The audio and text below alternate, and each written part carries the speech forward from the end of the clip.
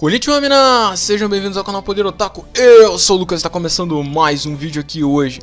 Hoje eu vou estar questionando, galera, aqui, né? Será que algo ser canon, né? Ou não ser canon, simplesmente ser oficial, será que isso importa de fato, né? Qual a diferença entre uma parada ser canon, ser canônica e ela ser oficial? Será que é só o termo? Isso faz muita diferença? Então saiba todas as respostas do canônico e do oficial depois da abertura.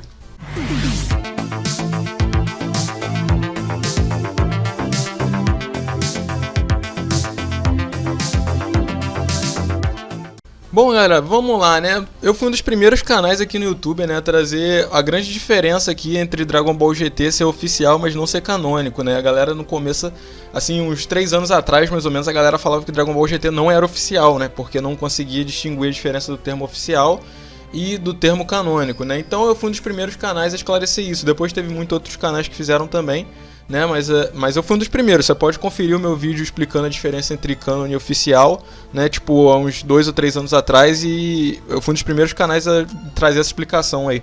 Então hoje eu quero questionar, né? Será que, tipo, o fato de ser canônico faz tanta diferença assim numa franquia sendo oficial, né? Já começa pela pergunta, né? Se eu te perguntar o que é canon, o que é canônico, o que é canon, né? Tem tantos termos diferentes que você vai saber me responder, assim, de fato, o que é, né? Eu acredito que você vai falar, bom, canon é a parte principal da franquia, onde está rolando a história principal do universo principal, né? E tudo que não é canon não faz parte daquele universo principal, né? Praticamente é isso. Resumindo assim, o termo canônico significa isso, né? Mas aí que eu te pergunto, né? Qual diferença isso faz de fato, né? Qual a diferença do Dragon Ball Super pro Dragon Ball Heroes, por exemplo? Né? Que o Dragon Ball Heroes todo mundo sabe que não é canônico, mas ele é uma produção chapada de fanservice, né? Incluíram tudo que os fãs querem, e tipo, é muito maneiro que você tem o Goku Super Saiyajin 4 contando com o Super Saiyajin Blue, depois você tem o Goku Anjo, entendeu? O Goku que alcançou o instinto superior. Então é um lance bem absurdo. Eu acredito que no não canon, né, eles podem até inventar um pouco mais. Ontem eu tava até falando com meu primo a respeito disso. Falei, pô, eles podiam fazer um arco de Vingadores, né, no cinema, e usar os X-Men, cara. No caso, os atores atuais, né? Não precisa mudar os atores, mas, tipo, fazer um arco de Guerras Secretas, né? Aparecer o Beyonder, que é tipo uma entidade onipotente, e juntar tudo. E esse filme, ele não precisa ser canônico, cara. A gente pode ter todos os atores, né? Ele não precisa ser um filme canônico, pode ser um filme fora da linha do tempo principal dos filmes da Marvel. Eu achei muito interessante essa ideia, né? Porque é um arco muito maneiro, que fica herói contra herói, né? Eles, tipo, organizam um torneio ali de heróis. É bem interessante, como eu falei, tem um Beyonder pra explicar essa linha do tempo, né? E é uma parada que não vai ser canon, mas é tipo uma parada que ia ter muito fanservice. Eu acredito que o filme ia ser muito bem aprovado, entendeu? Ia ser um lance muito absurdo. Então, de certa forma, quando a parada não é canon, parece que ela tem uma liberdade maior pra criar do que o universo canônico em si.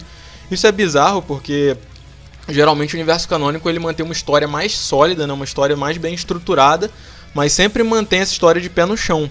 Enquanto o não canon, né, ele pode, tipo, extrapolar mesmo, pode botar tudo que quiser, tudo que os fãs quiserem ali no meio, entendeu? Fazer uma parada que vai explodir, vai ser mind-blowing, só que a história não costuma ser tão bem amarrada.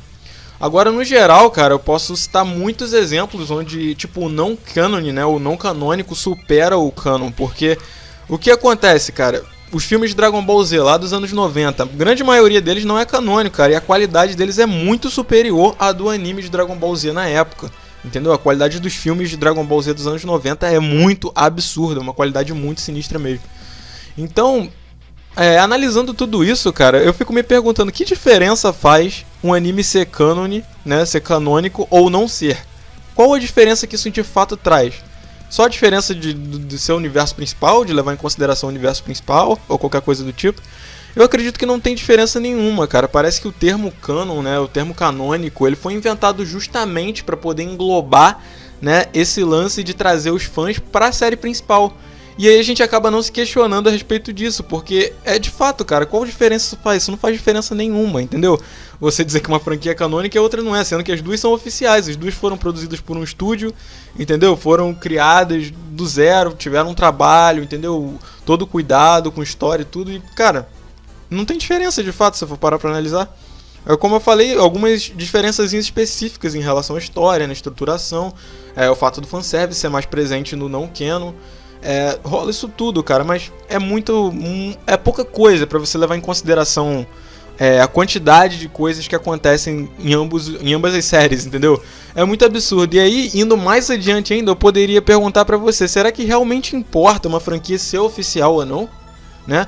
E um fan-made, né? O Dragon Ball Multiverse, por exemplo, o Dragon Ball AF, que foi criado pelo Toyotaro antes do Toyotaro começar a trabalhar no Dragon Ball Super. Esses Dragon Balls aí, será que eles são válidos também? É a mesma coisa, cara, é a mesma coisa. É entretenimento, é uma parada que está sendo criada para ser consumida, entendeu? Não faz diferença se é criado por fã ou por estúdio. Se a gente for analisar mais o fundo, o aspecto, né, da parada, que é ser criada para ser consumida pelo fã, não tem diferença alguma entre oficial, não oficial, cânone, não cânone, porque tudo é, de certa forma, entretenimento feito para ser consumido por um público, né? A mesma coisa rola com Dragon Ball Multiverse e Dragon Ball F, como eu falei aqui. São franquias que são muito bem aprovadas pelos fãs, os fãs curtem demais, né? Tem muita gente que usa isso, né? Falando que, pô, o universo de Dragon Ball podia adotar umas coisas assim e tal. Então, cara, de fato não faz diferença se a gente for olhar a fundo. É claro que se a gente for pegar empresa grande, tem muito mais chance de uma parada ser mais bem desenhada, mais bem animada, do que feito por um grupo individual ali, um grupo indie, entendeu? Ou então até mesmo uma pessoa sozinha. Então a chance de qualidade ser maior é grande. Mas isso não significa nada, até porque tem muitos estúdios indies de videogame, né, que criaram vários Metroidvanias, né, na ausência do Metroid, cara, do Metroid e do Castlevania, né, vamos botar assim, que as duas franquias foram muito presentes, né, na época do Super Nintendo, PlayStation 1 e tal, né, depois teve Game Boy, teve Nintendo DS, que também teve muitos Metroidvanias, só que, cara, depois disso, não teve mais nada, nem da Konami, nem da Nintendo, entendeu? Então os fãs, os estúdios indies foram lá e criaram Metroidvanias com níveis absurdos de qualidade, entendeu? Então eu arrisco até me dizer que alguns desses indies, né, tipo, cara, tem muita raça de indie de Metroidvania bom. Que eu posso citar aqui Axiom Verge, cara. Axiom Verge é praticamente nível Metroid, cara. Entendeu? É muito bom mesmo. E, tipo, se for comparar com o Metroid 1 e 2, ele superou o Metroid 1 e 2. Eu acho melhor do que o Metroid 1 e 2. Talvez não supere o Super Metroid, mas, cara, é um jogo muito fenomenal mesmo. E foi feito por um estúdio indie. Nesse caso, ele ainda é oficial, né? Não é questão de não ser oficial e tal. Mas é uma coisa feita por um estúdio indie inspirado numa empresa grande. Como eu falei, o Dragon Ball não é diferente. O Toyotaro começou fazendo Dragon Ball F e agora ele está produzindo Dragon Ball Super. Então a gente começa a se questionar, né, se realmente tudo nesse universo faz diferença em relação a ser cânone, ser oficial e ser não oficial, né? No caso, ser criado por fãs, ser um fan-made. E, cara, quando você passa a comparar o oficial com o fan-made, né, você vê que o termo canon, ou canônico, ou canon é nome de impressora, né, mas enfim, ele perde totalmente, cara, o valor, entendeu? O termo canônico, ele perde totalmente o valor se você for comparar, por exemplo, o oficial, né, com o fan-made e você ressaltar as características positivas que o fan-made tem que se aproximam do oficial, né? Então, a comparação entre oficial e canônico passa a ser menor ainda, isso passa a ter menos importância ainda. E aí eu pergunto pra você, qual diferença faz se um anime for canônico ou não na sua vida? Isso faz alguma diferença pra você? Responda aí nos comentários. Então é isso, muito obrigado por assistirem e sayonara! Vejo vocês no próximo vídeo e até lá!